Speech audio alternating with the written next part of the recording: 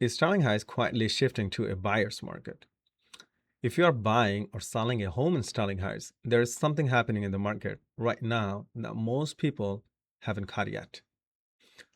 And missing the shift could cost you real money, not because the market crashed, but because it's changed. And here is the truth: some buyers are still expecting crazy bidding wars, and some sellers are still picking like it's last year. And both groups are quietly getting burned. Let me show you how the numbers are actually saying.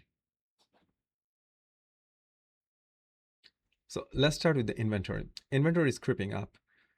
At the end of last year, Starling has had roughly 346 active homes for sale. That number is important, not because it's huge, but because it's higher than it just a few months back.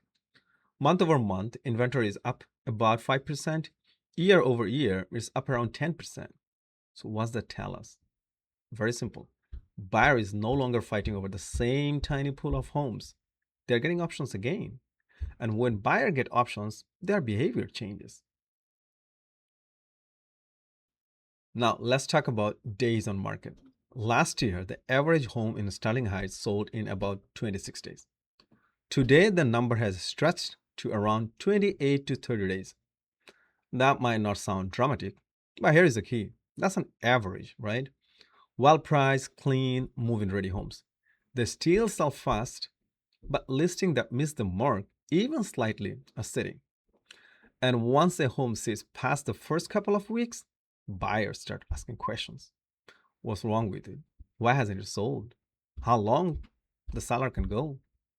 It's like selling a product still on the shelf after a sale starts. People assume there is a reason. This brings us to the price reduction. Right now, nearly one out of every five listing in this area has had at least one price drop. That's a big change from the list it and sell it instantly phase. And this doesn't mean sellers are desperate.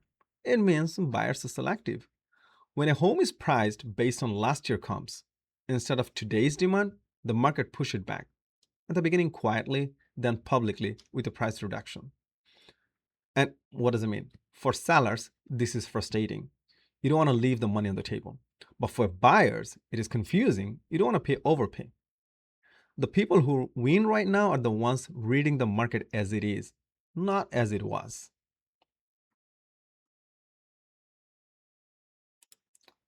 So now coming to the conclusion, is this a buyer market?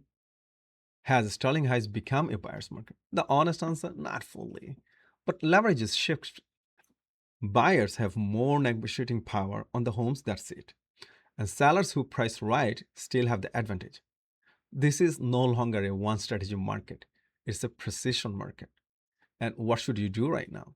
If you're buying, stop waiting for the headlines to tell you it's safe. The opportunities are already here, but only if you know how to look. If you're selling, price for the attention, not for the hope. The first 2 weeks on the market matter more than ever. All right, that's it for the Sterling Heights market update. If you find this helpful, thank you for spending a few minutes with me. I truly appreciate it. I'll be back with the next local market update soon. So if you want to stay on top of what's happening in Sterling Heights, make sure you subscribe. And if you're thinking about buying, selling, investing, or relocating to Sterling Heights, I have included a link below where you can book a one-to-one consultation. No pressure. It's just a conversation to help you make the right move for your situation. And thanks for watching again. I'll see you in the next market update.